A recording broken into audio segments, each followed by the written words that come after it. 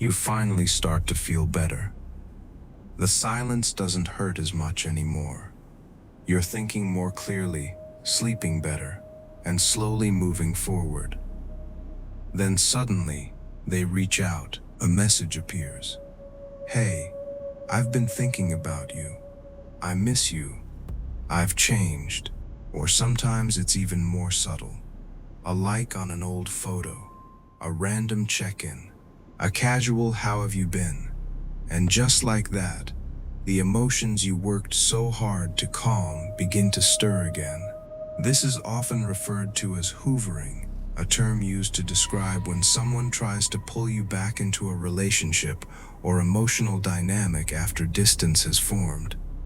The name comes from the idea of a vacuum, pulling you back in just when you were starting to move forward. Hoovering often happens at a very specific time, not when you were hurting the most, not when you were asking for clarity, but when you finally begin to detach, when your attention shifts away, and when your emotional energy is no longer focused on them. Suddenly they return. It can feel sincere. Sometimes they apologize. Sometimes they seem softer, more vulnerable, or more understanding than before.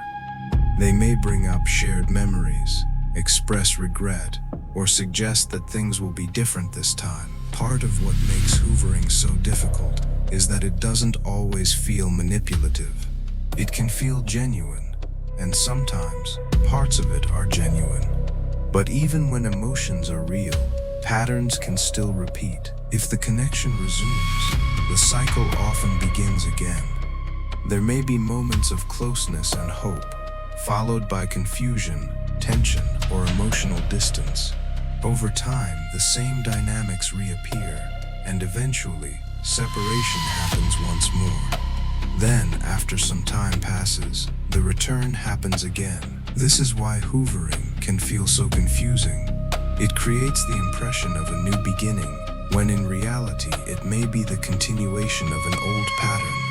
Recognizing hoovering isn't about assuming the worst in someone.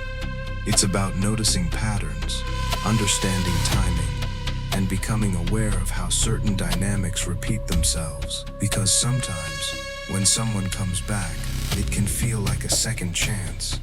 But if nothing has truly changed, it may not be a new beginning at all. It may simply be a familiar pattern, starting over in a way that feels new, but eventually leads back to the same place.